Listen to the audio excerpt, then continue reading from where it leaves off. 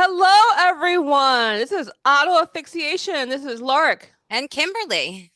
Yes, and last week there was this whole big climate thing. Okay, New York City hosted the world's largest climate gathering outside of COP. And the theme was Power On. And the thing I think it was really weird was that it was an entire week. It was a really big deal. And really, I don't feel like the New Jersey press made that big of a deal about it. It's a huge, especially now, it's a huge big deal. They're talking about all these issues. I had friends from all over the country going from California, from Indiana. I don't think I had any friends personally who went from New Jersey. I did not know that it happened, and my husband works in Manhattan. I think that's really interesting that New Jersey, which is part of New York Metro, wasn't really a large part of the climate crisis. I mean, I know NJIT was there, Rutgers was there, of course, probably Princeton was there, but it was very much like, well, here's the thing that's really funny. I had a friend from the Parking Reform Network who's his name is Tony. He's like the president there. And I was like, "Ah, I know you're going to the climate week thing. Why don't you like hang out with us before you go there? Hang out in like New Jersey, right?" I was like, "You could experience New Jersey." And to my surprise, he was like, "Yeah, okay." And so I was like, "Yeah, you should stay at the Montclair Hotel. It's gonna be cool."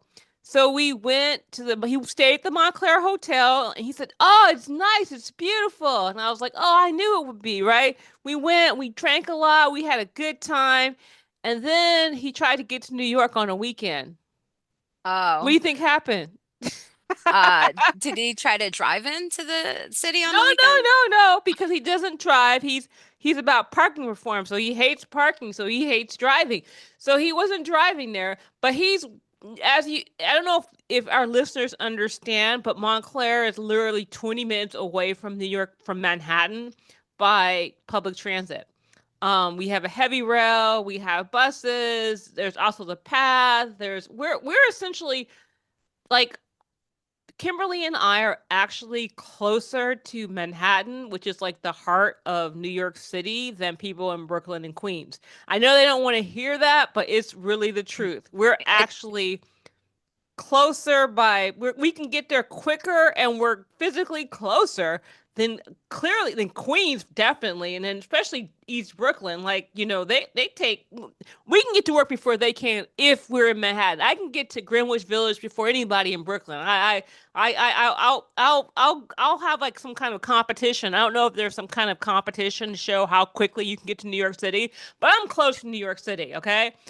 But on the weekends, as you know, well, I don't know if you guys know this, our listeners understand this, but white men with that make over like a quarter million dollars a year don't work on the weekends, right?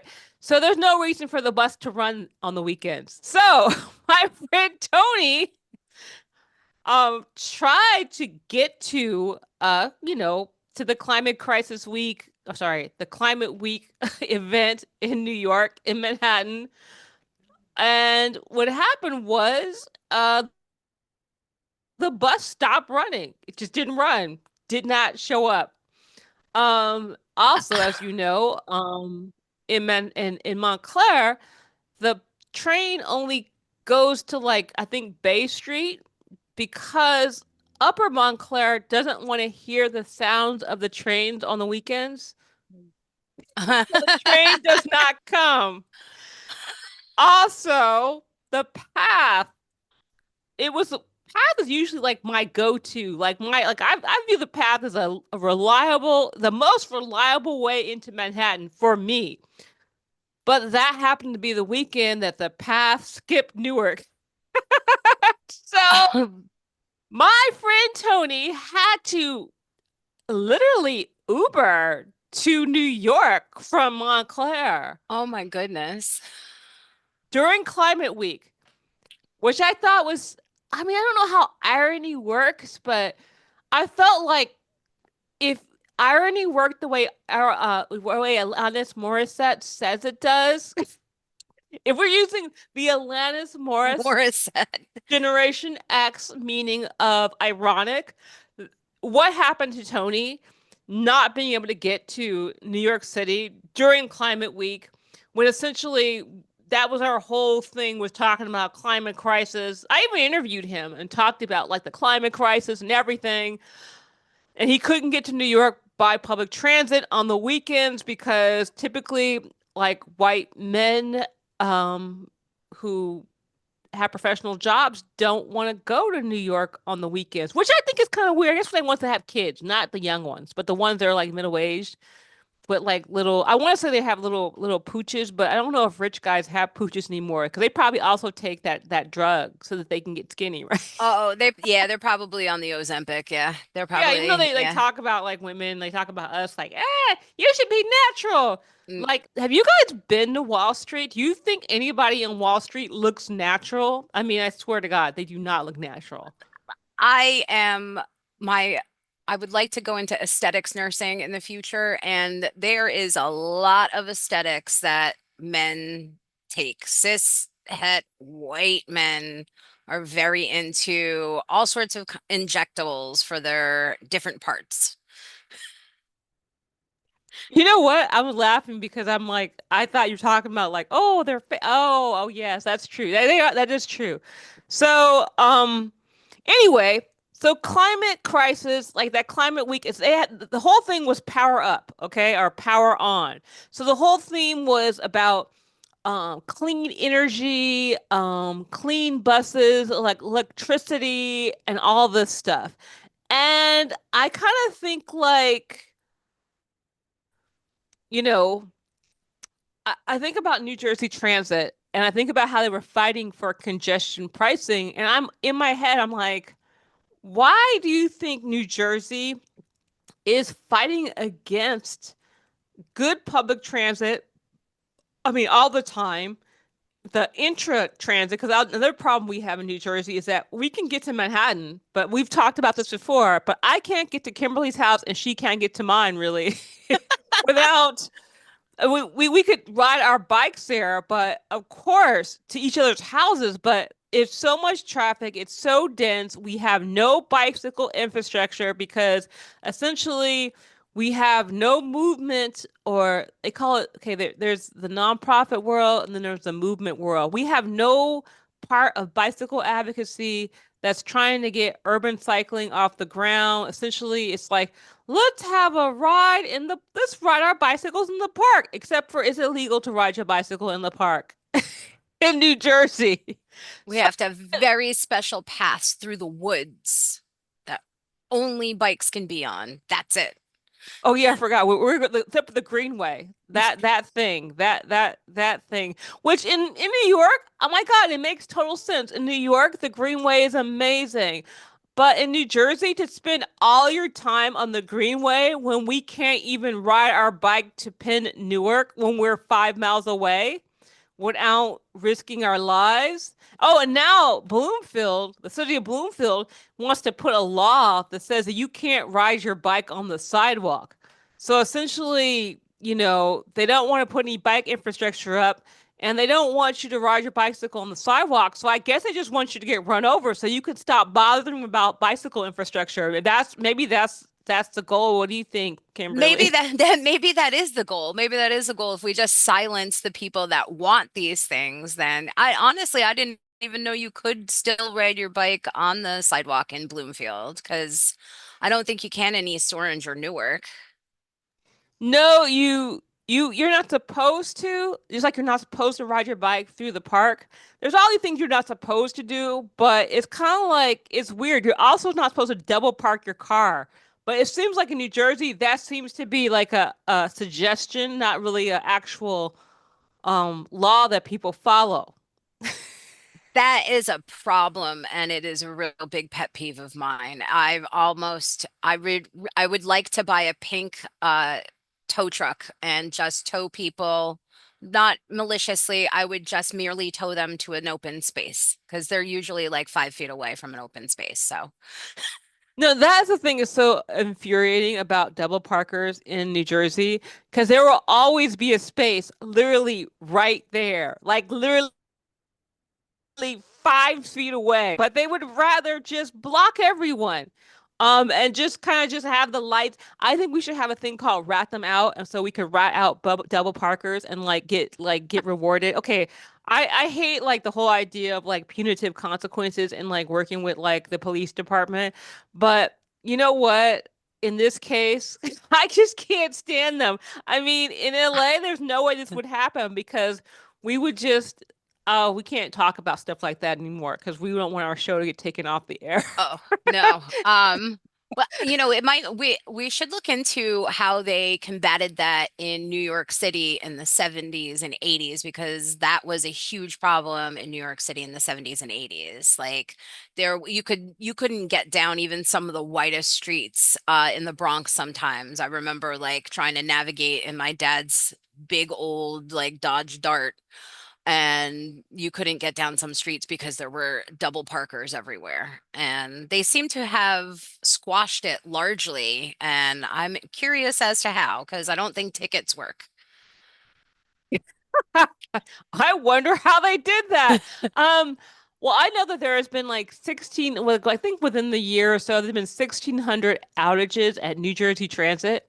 The only reason I know that because I wrote an op-ed about it recently, and there was 1,600 outages for New Jersey Transit, and it's kind of like, do you want people to take the train or do you want them to drive? Because when you have that kind of incompetency, even on the heavy rail, like wow, you're even treating people who the important people, the white guys, horribly. In New Jersey, you're forcing them to drive their cars in Manhattan because who wants to go and then I don't know we should start thinking about like in a positive way. Let's talk about some positive things. Not positive, but like, okay, it's 2050. We're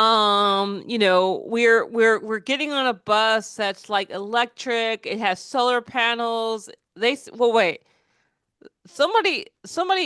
When we talked about this online, somebody said they could have schedules by created by AI. Well, is AI still going to be run by water? Is it still going to, is it, or is AI going to like become more sustainable? Or do you think AI can be used for good in order to help public transit and like the schedules and help things run better? I think the potential is there. I'm personally like very resistant to the AI that's sort of being forced on us right now. But I think that there is potential for it to be harnessed for good use, like updating schedules on a in a real time so that routes can be changed, so that flooding can be avoided, traffic accidents, any number of things can be avoided either by trains or buses. But what what are we offsetting to get that convenience? Like what are we, is there a way to make AI run sustainably? This is a good question. I mean, I know that, here's the thing I think is really interesting. Like, a lot of times with climate week they were the speech the theme was power up. So I talked about, battery tech, clean energy, and all these things. But here is a challenge, I think.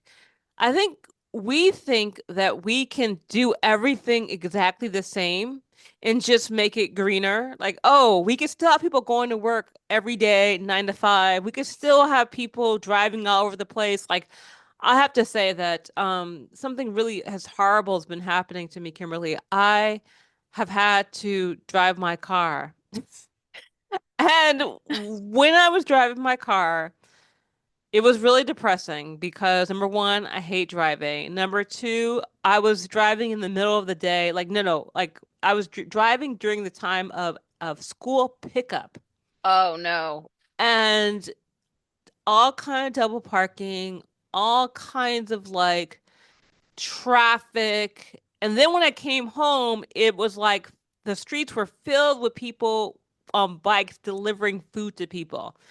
And I felt like such a disgusting person because it was like we have no infrastructure. The infrastructure was just for cars. I was like endangering the life of these people who are trying to like make a living, but also at the same time, there are so many people where I was kind of driving around who who didn't have cars. And here I was sitting there in my car, just like, wow, I it was weird. It was weird to have this weird kind of privilege to be able to have a car at the same time understand that them building infrastructure for you, a sole person in the car, was essentially harmful to people who are walking, harmful to people who are waiting for the bus, harmful to people who are riding their bicycles. And it's amazing to me that East Orange, like on Central Avenue, the Central Avenue that's on East Orange, Orange, etc. No, in Essex, there's almost like no bicycle infrastructure that's usable, and I feel like we want to have clean energy. Oh, let's have clean, battery powered cars, battery powered buses. How about just use analog bicycles? Walking.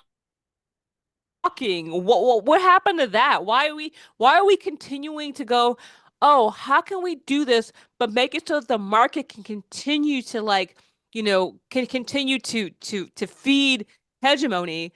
I know I'm like having these weird conversations. Okay. Why does it have to be market based? Why can't we have instead of using the market as a metric if something is okay, why can't we use human beings and how they're doing to see if these things are okay? That really should be the market that we are using. We should be using public health and, rates of asthma and pollutions in areas where the highway structures and transit hubs are. Those are the metrics that we should be using to measure our success as a society. Yeah, I mean, I feel like, the theme of Climate Week in New York should have been, humans up. Humans up, nature up, this greenwashing that, I mean, and also too, this idea that New York is just this island by itself. It's not an island by itself. New Jersey is very much part of New York City, and and New Jersey is more than Rutgers, is more than Princeton, is more than NJIT.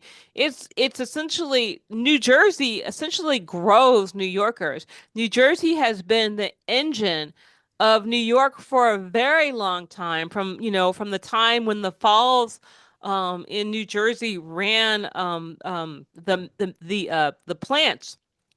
And I mean, now I know people don't want to hear me say this, but I'm gonna say it again. New York is essentially a storefront now. And New Jersey, all the work gets done in New Jersey, and New York is a storefront. It's a mall. It's a mall masquerading as a city. It is, especially after 9/11, when a lot of businesses moved their operations to North Jersey to provide a measure of protection from a big target like what Manhattan really is. And that's something that we also, like New Jersey also has to realize, that like we are so intertwined with New York City because so much of New York City's industry happens in northern New Jersey. And I think this whole idea that New Jersey's like, we're a separate area. They're not a separate area. New York and New Jersey is the same area. I don't know if they understand that. I don't know if they get it, but it's the same place. And until we start thinking that way, the climate crisis, whether it's solutions are going to have to be regional. You're not going to be able to do this whole like it's going to be functional boundaries, which the functional boundaries of New York City are truly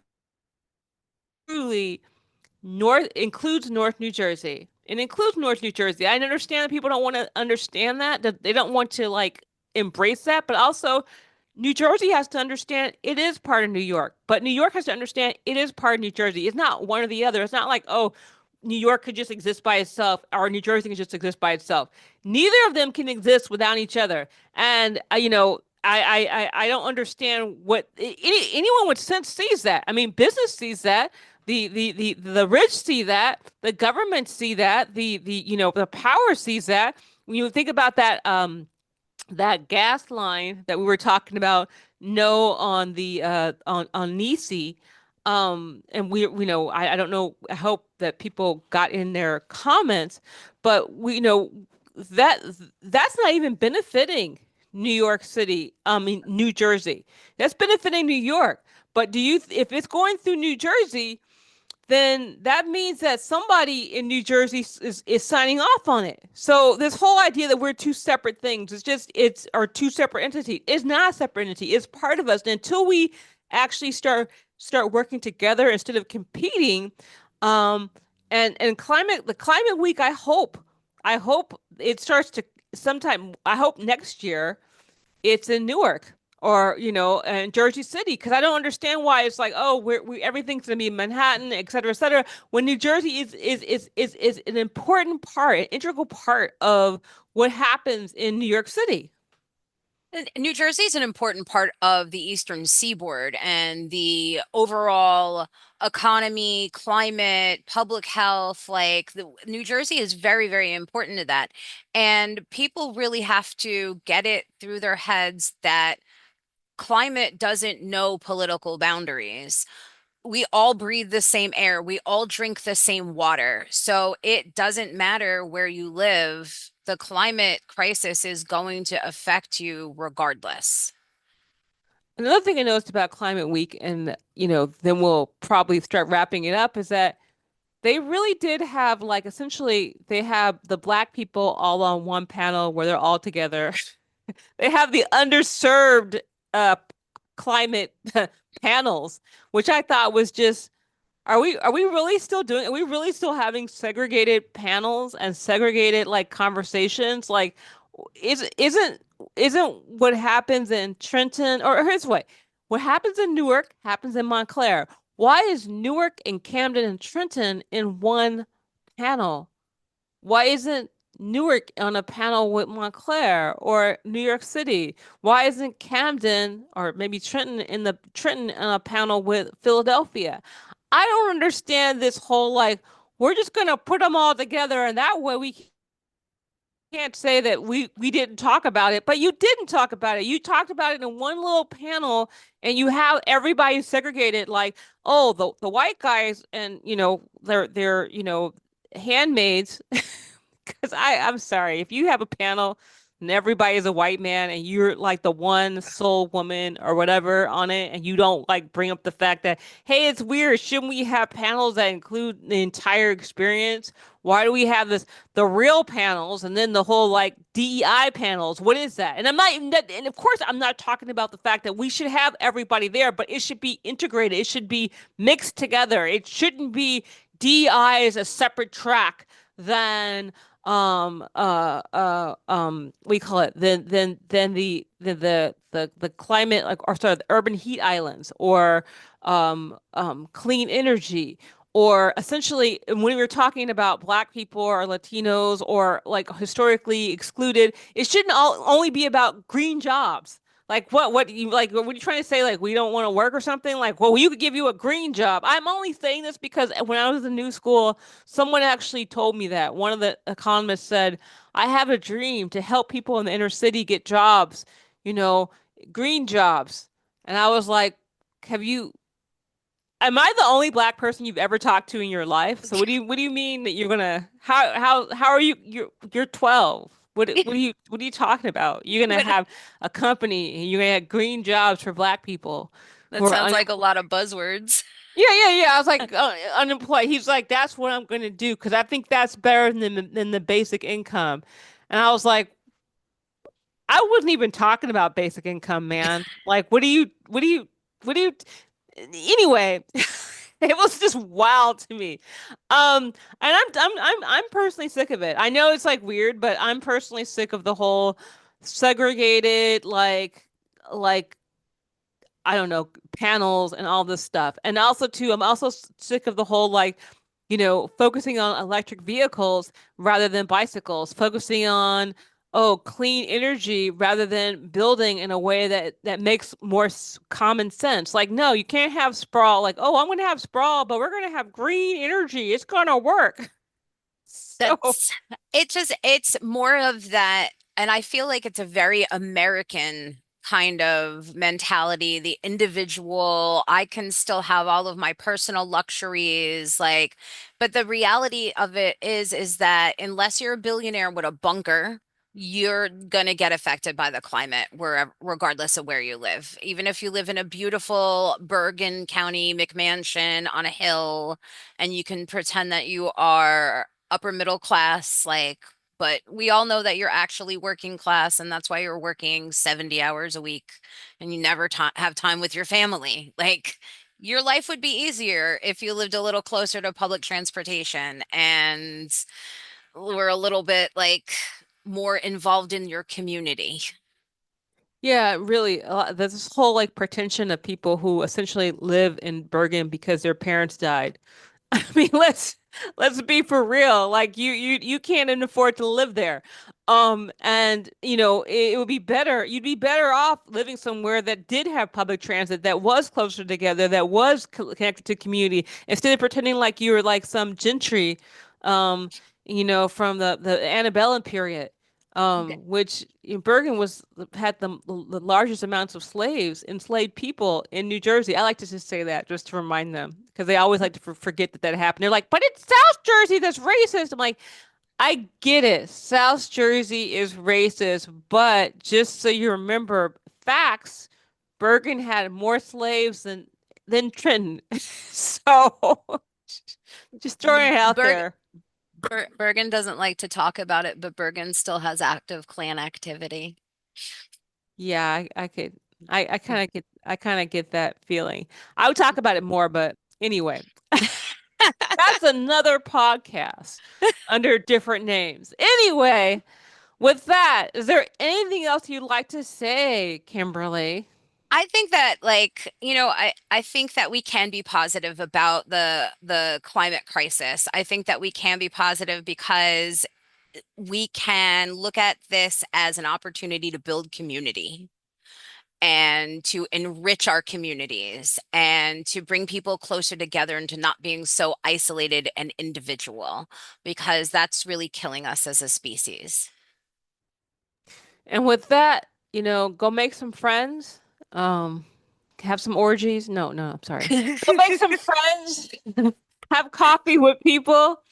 That's all. That's all. And with that, we will talk to you next week. Remember to subscribe. I have to really like focus and not say prescribe. I have to subscribe. Like don't say the wrong word. All right. Bye, folks. Bye. Thanks for listening.